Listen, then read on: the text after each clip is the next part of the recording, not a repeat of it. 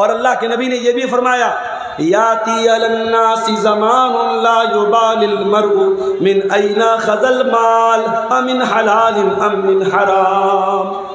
لوگوں پر ایک زمانہ ایسا بھی آنے والا ہے، مال کمانے والا اس بات کی پرواہ نہیں کرے گا کہ مال کہاں سے کما رہا ہے، حلال طریقے سے کما رہا ہے یا حرام طریقے سے کما رہا ہے. حلال کے بہت سارے طریقے ہیں میرے بھائی. اگر آپ کے پاس پیسہ ہے، آپ کے پاس ٹائم نہیں ہے، شریعت نے ایک طریقہ رکھا ہے مزاربت کا. مزاربت کس کا مطلب کیا ہوتا ہے؟ پیسہ میرا رہے گا، ٹائم کسی اور کا لگے گا، انرجی کسی اور کی لگے گی. میں نے 1 لاکھ روپیہ کسی کو دے دیا کہ بھائی 1 لاکھ روپیہ لے لو اور اس سے بزنس کرو، اور بزنس میں جو پروفٹ ہوگا آدھا تم لے لینا آدھا ہم لے لیں گے، لیکن لاس ہوگا تو لاس کا ذمہ دار میں رہوں گا، تم نہیں رہو گے. اور جو بھی منافع ہوگا پرسنٹیج طے کیا جائے، پیسہ طے نہ کیا جائے. اگر پیسہ طے کریں گے تو غلط ہو جائے گا. اگر کوئی یہ طے کر لے کہ میں 1 لاکھ روپیہ دے رہا ہوں اور ہر مہینے تم ہم کو 1000 دو گے تو یہ غلط ہو جائے گا. ہاں، ہر مہینے جو بھی پروفٹ ہوگا 50% تم لے لو، 50 میں لے لیتا ہوں، 60 تم لے لو، 40 میں لے لیتا ہوں. پرسنٹیج طے کر سکتے ہیں، پیسہ طے نہیں کر سکتے. اور پروفٹ میں دونوں شیئر ہوں گے، لیکن لاس میں صرف پیسہ لگانے والا شیئر کرے گا اور جو محنت کر رہا ہے وہ لاس میں شریک نہیں ہوگا. یہ بھی قاعدہ ہے شریعت کا، قانون ہے شریعت کا. اگر اس قاعدے کی روشنی میں حلال طریقے سے ہم مزاربت کریں تو بہت پیسہ کما سکتے ہیں. مگر مسئلہ یہ ہے آج انسان اخلاقی طور پر اتنا گر چکا ہے کہ اگر مزاربت کے لیے میں نے کسی کو پیسہ دیا 1 لاکھ روپیہ تو وہ کبھی نہیں شو کرے گا کہ پروفٹ ہو رہا ہے، وہ کہے گا مولوی صاحب لاس ہو رہا ہے. ایک انسان دوسرے انسان پر بھروسہ کرنے کو تیار نہیں ہے کیونکہ اخلاق اتنا گر چکا ہے میرے بھائیوں. انسان دھوکہ دینے میں، فراڈ کرنے میں دیر نہیں کرتا ہے. مسلمان یہ بھول گیا، اس کے نبی کا فرمان ہے من غشنا فلیس منا. جو دھوکہ دھڑی کرے، جو فراڈ کرے، جو اپنے مسلمان بھائی کے ساتھ غلط طریقے سے ویوہار کرے وہ ہم میں سے نہیں ہے. مسلمان یہ بھول گیا. اللہ کا کلام کہتا ہے وَيْلٌ لِّلْمُطَفِّفِينَ الَّذِينَ إِذَا اكْتَالُوا عَلَى النَّاسِ يَسْتَوْفُونَ وَإِذَا كَالُوهُمْ أَوْ وَزَنُوهُمْ يُخْسِرُونَ. بربادی ہے ناپ تول میں کمی کرنے والوں کے لیے. ناپ تول میں کمی کا مطلب صرف یہی نہیں ہوتا کہ ترازو میں ڈنڈی مار لی جائے، سامان کم تول کے دیا جائے. ناپ تول میں کمی کا ایک مطلب یہ بھی ہے کہ جب اپنا فائدہ نظر آئے، اپنا مفاد نظر آئے تو انسان دونوں ہاتھوں سے فائدہ وصول لے، اور جب سامنے والے کو فائدہ دینے کی بات آئے تو انسان راستہ بدل دے، اپنے لیے الگ معیار اور سامنے والے کے لیے الگ معیار. یہ بھی ناپ تول میں کمی ہے میرے بھائیوں. اور قرآن کہتا ہے ناپ تول میں کمی کرنے والوں کے لیے بربادی ہے. اور آگے بڑھیے. یہ جو حرام کمائی ہوتی ہے نا، یہ ہمارے بیوی بچوں کے اوپر بھی اثر ڈالتی ہے. اگر آپ کے گھر میں حرام کمائی آئی ہے، یقین کر لو میرے بھائی آپ کی بیوی سے آپ کے رشتے پر بھی اثر پڑے گا. بچے نافرمان ہو جائیں گے، ماں باپ کی صحت گر جائے گی، گھر کا سکون ختم ہو جائے گا. بعض سلف کہتے ہیں کہ میں اپنے گناہوں کا اثر اپنی بیوی کے اخلاق میں اور اپنی سواری کے پھسلنے میں محسوس کرتا ہوں. جب میں کوئی گناہ کرتا ہوں تو اپنی سواری کے پھسلنے میں اور اپنی بیوی کے اخلاق میں اس کا اثر محسوس کرتا ہوں. حرام کمائی گھر میں آئے گی میرے بھائی، آپ کی ذات پر، آپ کے بچوں پر، آپ کے پریوار پر اس کا اثر پڑے گا. آپ کو تو یہ لگ رہا ہے کہ 1 لاکھ روپے پر میں نے 10,000 روپیہ بیاج کما لیا، مگر میرے رب کا کلام کیا کہتا ہے یمحق اللہ الربا ویربی الصدقات. اللہ سود اور بیاج کو مٹاتا ہے، اللہ سود اور بیاج کی برکت کو ختم کرتا ہے، اللہ صدقہ خیرات کو بڑھاتا ہے. تمہیں یہ لگ رہا ہے میں نے مدرسے میں 1000 روپیہ چندہ دے دیا، میرا 1000 کم ہو گیا، اور تمہیں یہ لگتا ہے کہ میں نے 1000 روپیہ بیاج کے ذریعے کما لیا، میرے اکاؤنٹ میں 1000 روپیہ بڑھ گئے. تیرے کیلکولیٹر میں بڑھ گیا، اللہ کے کیلکولیٹر میں جو تو پیسہ بیاج سے کما رہا ہے وہ بڑا نہیں ہے، وہ گھٹ رہا ہے. اور ہم دیکھتے ہیں میرے بھائی جن گھروں میں حرام کی کمائی آتی ہے، پیسے کی دولت کی ریل پیل ہونے کے باوجود ان گھروں میں سکون نہیں ہوتا، ان گھروں کی لڑکیاں بے پردہ ہونے لگتی ہیں، ان گھروں کے لڑکے بے حیا ہونے لگتے ہیں، ان گھروں کا چین اور سکون برباد ہو جاتا ہے۔ بنارس کے ساڑی کے کاروبار میں ہم نے دیکھا، ایک زمانہ تھا جب ہاتھ سے لوگ کرگے پر، مشین نہیں تھی اس زمانے میں، ہاتھ کی کرگے ہوتی تھی اور اس پر لوگ ساڑی تیار کرتے تھے، اور رات میں مشین نہیں چلتی تھی، رات میں کام نہیں ہوتا تھا، صبح فجر کے بعد لوگ بیٹھتے تھے اور شام تک کام کرتے تھے، اور ایک آدمی گھر میں کماتا تھا، پورا گھر آرام سے کھاتا تھا۔ آج مشین کا دور آ گیا، آج رات بھر مشین بھی چل رہی ہے، بنارس چلے جاؤ، مئو چلے جاؤ، بھیونڈی چلے جاؤ، کھٹر کھٹر پٹر پٹر کی آواز رات بھر ملے گی آپ کو۔ محنت 24 گھنٹہ ہو رہی ہے، باپ بھی محنت کر رہا، بیٹا بھی محنت کر رہا، سارے بھائی بھی محنت کر رہے، برکت ختم ہو گئی میرے بھائی، برکت ختم ہو گئی، کمانے والے ہاتھ بڑھ گئے مگر گھر کے اندر کمائی میں کوئی برکت نہیں۔ ایسا کیوں ہے؟ کیونکہ اب حلال و حرام کی کوئی تمیز نہیں ہے، اب پیسہ آنا چاہیے، حلال طریقے سے آئے چاہے حرام طریقے سے آئے۔ میرے بھائیوں یاد رکھو، یہ سود اور بیاج کا پیسہ اگر آپ کے گھر میں آیا ہے، ایک بہت شکل عام ہو رہی ہے سود اور بیاج کی، جس کو ہمارے یہاں گروپ لون بولتے ہیں۔ گروپ لون کی شکل بہار اور جھارکھنڈ میں بڑی تیزی سے رائج ہوئی ہے، اور بڑے افسوس کی بات یہ ہے کہ یہ لون صرف عورت کو دیا جا رہا ہے، عورتوں کو اکٹھا کر کے ان سے سائن کروایا جاتا ہے، بینک کا کرمچاری آتا ہے، ہر ہفتے عورتوں سے پیسہ لیتا ہے، بڑی آسانی سے 25,000 50,000 کا اماؤنٹ مل جاتا ہے۔ ارے اللہ کے بندو، اللہ کے بندو، اللہ سے ڈرو۔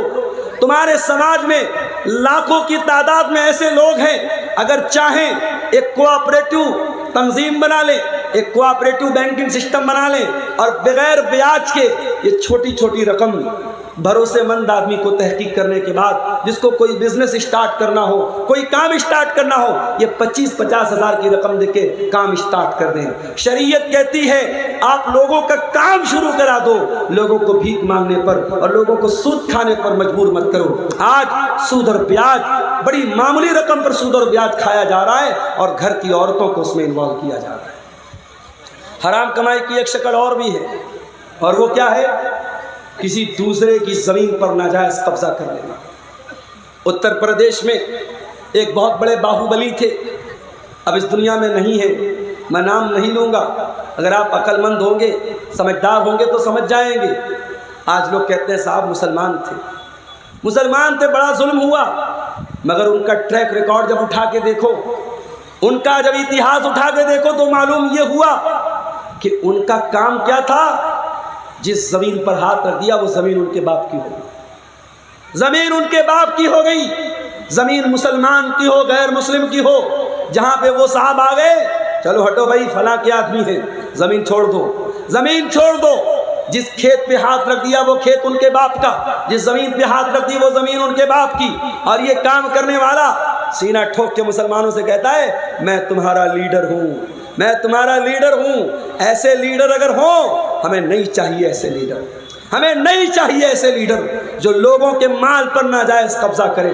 معاف کرنا میرے بھائیوں، اللہ کے پیارے نبی کی حدیث ہے من غیر منار الارض لعن اللہ من غیر منار الارض، جو لوگوں کی زمین اور جائیداد کی جو بارڈر ہے، جو نشان ہے، اس کو مٹا دے اور زمین و جائیداد پر ناجائز قبضہ کر لے، اللہ کے نبی نے فرمایا اس انسان پر اللہ کی لعنت ہو۔ زمین و جائیداد پر ناجائز قبضہ کر کے کہاں جاؤ گے میرے بھائی؟ اگر ایک بالشت، یہ جو ہمارے پنجے کا جو ناپ ہے نا، اس کو اردو میں بالشت بولتے ہیں، پتہ نہیں آپ کے شیر آبادی بھاشا میں کیا بولتے ہیں، ہمارے بنارس میں اس کو بتا بولتے ہیں، بتا، یہاں بھی بتا بولتے ہیں۔ ایک بتا زمین اگر آپ نے کسی کی ناجائز قبضہ کر لی، حدیث کے الفاظ کیا ہیں؟ تُفِّقَ مِن سَبْعِ أَرْضِينَ يَوْمَ الْقِيَامَةِ، قیامت کے دن ایک بتا زمین ناجائز ہڑپنے والا 7 زمینوں کا توق اس کی گردن میں ڈالا جائے گا۔ اللہ اکبر، اتنا بڑا گناہ ہے، اتنا بڑا گناہ ہے۔ آج مقدمے عدالتوں میں چلے جاؤ، مسلمان اپنے بھائی کی زمین، بیٹا اپنے باپ کی زمین، بھائی اپنی بہن کی زمین پر ناجائز قبضہ کر کے بیٹھا ہے، سب سے زیادہ مقدمے آپ کو مسلمانوں کے ملیں گے۔ یہ اس قوم کا حال ہے میرے بھائی، اللہ ہم سب کی حفاظت فرمائے۔ اور آگے بڑھیے، حرام کمائی کا ایک اور راستہ ہم اس سماج میں دیکھتے ہیں، اور وہ کیا ہے؟ وہ ہے صاحب سودی رقم ہم کھا تو نہیں رہے ہیں مگر سودی رقم کھلا رہے ہیں۔ موبائل لے لیا فٹ سے ہم نے ای ایم آئی پر، لون پر لے لیا ہم نے، کریڈٹ کارڈ پر لے لیا ہم نے، اور جب لے لیا تب علماء سے آ کے دھیرے سے پوچھتے مولانا صاحب یہ قسطوں پر موبائل لینا کیسا ہے؟ ارے تو جو موبائل لے کے آئے کس پر لیا؟ قسط پر لیا نا، تو لینے کے پہلے مسئلہ پوچھنا چاہیے تھا کہ لینے کے بعد پوچھ رہا ہے۔ قسط کے اوپر گاڑی لینا کیسا ہے؟ قسط کے اوپر موبائل لینا کیسا؟ کان کھول کر کے سن لو، قسط پر کوئی سامان لینا جائز ہے، ناجائز نہیں ہے، مگر اس میں کنڈیشن کیا ہے؟ کنڈیشن یہ ہے کہ جو سامان بیچنے والا ہے اس سے آپ کو لینا ہے۔ یہاں جب آپ موبائل قسط پر لیتے تو موبائل کی کمپنی سے یا دکاندار سے نہیں لیتے، آپ بینک سے لیتے ہیں۔ آپ بجاج کا کارڈ استعمال کرتے ہیں، Bajaj company, Bajaj finance company آپ کو فائننس کرا رہی ہے۔ آپ بائک لون پہ لے رہے ہیں، آئی سی آئی آپ کو لون دے رہی ہے، ایچ ڈی ایف سی آپ کو لون دے رہی ہے، ہیرو کی یا ہونڈا کی کمپنی آپ کو لون نہیں دے رہی۔ پہلی بات تو یہ سمجھ لیجیے، جس کا سامان ہے اس سے آپ قسط پر لیں گے، تھرڈ پرسن سے نہیں لیں گے۔ اور اگر تھرڈ پرسن سے لے رہے ہیں تو اس کا مطلب آپ اس سے پیسہ ادھار لے رہے ہیں، سامان نہیں خرید رہے، پیسہ ادھار لے رہے ہیں۔ اور پیسہ اگر ادھار لے رہے ہیں تو شریعت کا ایک قانون یاد رکھو کہ ہم ادھار پیسہ کسی سے بھی اگر لیں گے یا دیں گے، ادھار پیسے کے اوپر کوئی پروفٹ کمانا جائز نہیں ہے۔ میں نے آپ کو 1 لاکھ روپیہ دے دیا، 1 لاکھ روپیہ آپ کو جب میں نے دیا تو آپ نے اپنا موبائل ہم کو دے دیا۔ اب یہ موبائل میں یوز کر رہا ہوں، موبائل آپ کا بس یوز کر رہا ہوں، بیچ نہیں رہا ہوں، یوز کر رہا ہوں۔ 1 مہینے کے بعد آپ آئے اور آپ نے کہا کہ مولوی صاحب آپ 1 لاکھ روپیہ واپس لے لیجیے اور موبائل مجھ کو دے دیجیے۔ میں نے 1 لاکھ روپیہ واپس لے لیا، موبائل آپ کو دے دیا۔ ہمیں کیا لگ رہا ہے صاحب یہ تو جائز ہے، اس نے ہم کو پیسہ دیا، ہم نے پیسہ دیا تھا، اس نے بدلے میں موبائل دیا تھا۔ اس موبائل کو ہم گارنٹی کے طور پر تو لے سکتے ہیں، لیکن اس موبائل کو اگر ہم یوز کر رہے ہیں تو یہ بیاج ہو جائے گا میرے بھائی۔ اتنا خطرناک معاملہ ہے۔ شریعت کہتی ہے کہ آپ کسی کو قرضہ دے رہے ہیں تو قرضہ احسان کرنے کے لیے ہوتا ہے، قرضہ کمانے کے لیے۔ کمانا ہے تو بزنس کرو، پارٹنرشپ کرو۔ اگر کسی کو ادھار دے رہے ہو، ادھار پر 1 پیسہ 1 روپیہ بھی منافع نہیں کما سکتے۔ ہاں میں نے آپ کو 1 لاکھ روپیہ دیا، کچھ طے نہیں کیا میں نے۔ آپ جب پیسہ مجھ کو دینے آئے، آپ نے اپنی خوشی سے کہا مولانا صاحب آپ میرے کام آئے تھے، آپ نے میرے بڑے موقع سے میری مدد کی تھی، میں اپنی خوشی سے یہ 1 کلو مٹھائی لے کے آیا ہوں۔ 1 کلو مٹھائی لے کے آیا ہوں، وہ دیوالی والی مٹھائی نہیں ہونی چاہیے، وہ الگ سے خریدا ہوں۔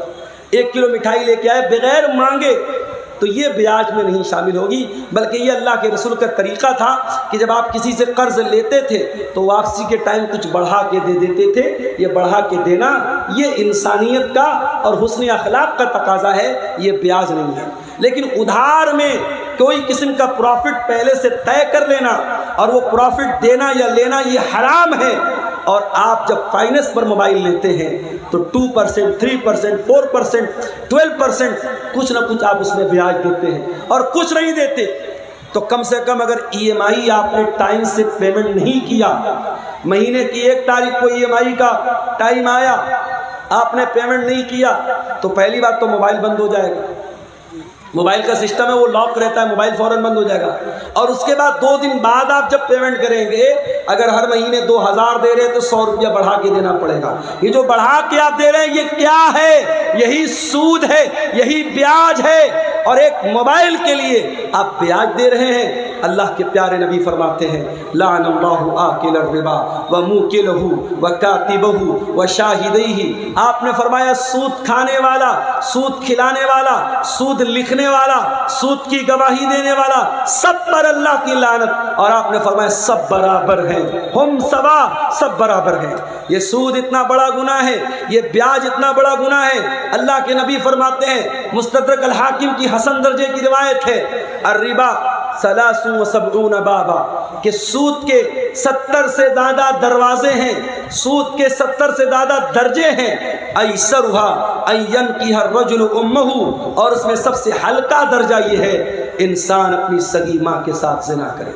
اپنی سگی ماں کے ساتھ زنا کرے، کون تصور نہیں کر سکتا انسان اپنی سگی ماں کے ساتھ زنا تو بڑی دور کی بات ہے، اس کو غلط نظر سے دیکھ بھی نہیں سکتا انسان۔ سود اور بیاج کھانا اپنی سگی ماں کے ساتھ زنا کرنے سے بڑا پاپ ہے میرے بھائی، اور یہ پاپ آج کا مسلمان دھڑلے سے کر رہا ہے، روزہ نماز کر کے کر رہا ہے، ماتھے پر سجدے کا نشان لگا کے کر رہا ہے، چہرے پر داڑھی رکھ کے کر رہا ہے۔ خبردار میرے بھائی، اس سود اور بیاج سے باز آ جاؤ، باز آ جاؤ، اس حرام کمائی سے اپنے گھروں کو، اپنے دامن کو بچاؤ۔ اور آگے بڑھیے میرے بھائیو، صحابہ کرام کو دیکھیے۔ حضرت ابو بکر صدیق، ان کا ایک غلام تھا، وہ ایک مرتبہ کھانے کی کوئی چیز لاتا ہے، حضرت ابو بکر صدیق کو دیتا ہے، حضرت ابو بکر منہ میں ڈال لیتے ہیں۔ وہ کہتا ہے ابو بکر، کیا آپ کو معلوم ہے یہ مٹھائی جو میں نے آپ کو کھلائی ہے یہ کیسی تھی؟ میں دور جاہلیت میں لوگوں کی قسمت کا حال بتایا کرتا تھا، اور آج مجھے وہی اسی دور کا ایک آدمی مل گیا، اس کا کام کبھی میں نے کیا تھا، اور اسی دور کے تحفے کے طور پر یہ مٹھائی اس نے دی تھی جو میں نے لا کے آپ کو دے دی اور آپ نے کھا لی۔ حضرت ابو بکر کو جیسے ہی اندازہ ہوا کہ یہ کمائی حرام کی ہے، انہوں نے فوراً اپنے منہ میں ہاتھ ڈالا اور اس مٹھائی کو، اس میٹھی چیز کو اپنے حلق کے نیچے اترنے نہ دیا، الٹی کر کے قے کر کے باہر نکال دیا۔ یہ صحابہ کرام تھے۔ اور یہی نہیں، ہمارے پیارے نبی صلی اللہ علیہ وسلم اپنے گھر والوں کو بھی حلال و حرام کی بڑی سختی سے تعلیم دیتے تھے۔ آپ کے نواسے حضرت حسن رضی اللہ تعالیٰ عنہ 5 سال کے بچے ہیں اور مسجد کے اندر کھیل رہے تھے، کھیلتے کھیلتے مسجد کے اندر صدقہ کی کھجوریں آ کے رکھی ہیں، صدقہ کی کھجور آ کے رکھی ہے۔ حضرت حسن نے کھجور اٹھائی اور کھجور اٹھا کے منہ میں ڈال لی۔ 5 سال کے بچے کو کیا پتا کہ کھجور کیسی ہے؟ اس کو کھجور نظر آئی، اس نے اٹھائی منہ میں ڈال لی۔ نبی کی نظر پڑ گئی، نبی کی نظر پڑ گئی، نبی چاہتے تو اپنے بچے کے، اپنے نواسے کے ہاتھ سے چھین لیتے، اس کے منہ میں سے نکال لیتے، مگر نبی نے تربیت کیا کی میرے بھائیوں؟ اللہ کے پیارے نبی نے اپنے 5 سال کے نواسے سے فرمایا، کک کک بیٹا تھوک دے، بیٹا منہ سے نکال دے، اما شعورتا انا لا ناکل صدقہ، اے میرے بچے کیا تو نہیں جانتا کہ ہم صدقہ نہیں کھاتے؟ میرے بچے یہ صدقہ کی کھجور ہے اور تو نبی کا نواسا ہے، تو نبی کے اہل بیت میں سے، کیا تجھے معلوم نہیں کہ تیرے نبی کے اوپر اور نبی کے اہل بیت کے اوپر صدقہ حرام ہے؟ صدقہ حرام ہے، نبی کے اہل بیت پر صدقہ حرام ہے۔ یہ تعلیم دی ہے جناب محمد رسول اللہ صلی اللہ علیہ وسلم نے اپنے 5 سال کے نواسے۔ یہ احتیاط تھی میرے بھائی۔ بنارس میں مجھے بہت اچھی طریقے سے یاد ہے، ایک زمانہ تھا، یہ جو کپڑا ہوتا نا کپڑا، کچھ کپڑے ایسے بنتے تھے بنارس میں جس پر مور بنا رہتا تھا۔ مور بنا ہے یا چڑیا بنی ہے یا بندر بنا ہے یا کوئی بھی تصویر بنی ہے، علماء کا فتویٰ تھا کہ کپڑے پر اگر فیگر بنا ہے اس فیگر والے کپڑے کی کمائی صحیح نہیں ہے۔ اور بنارس میں ساڑی کا کاروبار کرنے والوں کو بڑا بڑا آفر ملتا تھا، بڑی بڑی رقم ملتی تھی کہ اگر تم تصویر والا کپڑا تیار کرو گے ہم تمہیں پیسہ زیادہ دیں گے، تمہاری ساڑی مہنگی بکے گی۔ مگر احتیاط ہوتی تھی، لوگ نہیں تیار کرتے تھے۔ اور اگر کسی کے بارے میں پتہ چل جاتا تھا کہ وہ انسان اپنے ساڑی کے اوپر، اپنے کپڑے کے اوپر امیج بنا کر کے بیچ رہا ہے، لوگ اس کے گھر دعوت نہیں کھاتے تھے، لوگ اس کے گھر کھانا نہیں کھاتے تھے۔ یہ احتیاط بنارس میں نے اپنی آنکھوں سے دیکھی تھی۔ مگر آج کیا ہو رہا ہے؟ آج وہ احتیاط ختم ہو گئی میرے بھائی، آج احتیاط کا دور ختم۔ آج بنارس میں ہزاروں لوگ ساڑی پر تصویر والی ساڑی بنوا رہے ہیں، بیچ رہے ہیں، کاروبار کر رہے ہیں اور کوئی فرق نہیں پڑ رہا ہے، پیسہ کما رہے ہیں، دبا کے پیسہ کما رہے ہیں۔ یاد رکھو میرے بھائیو، پیسہ تو یہیں رہ جائے گا، زمین تو یہیں رہ جائے گی، جائیداد تو یہیں رہ جائے گی، اور ہم مر کر کے اللہ کے پاس جائیں گے اور اللہ پوچھے گا میرے بندے تیرے سامنے حلال کے بہت سارے راستے تھے، تو نے حرام کیوں اپنایا، تو نے غلط کیوں اپنایا؟ اس لیے کہ قیامت کے دن 5 سوالوں کا جواب دیے بغیر عبد الغفار کو بھی فرصت نہیں ہے، وسیم مدنی کو بھی فرصت نہیں ہے، ہمارے علماء کو بھی فرصت نہیں ہے، آپ کو بھی مہلت نہیں ہے۔ 5 سوالوں کا جواب تو سب کو دینا ہے۔ کیا سوال ہوگا؟ لا تزول قدم ابن آدم من عند ربه یوم القیامہ، قیامت کے دن انسان اپنی جگہ سے ہل نہیں پائے گا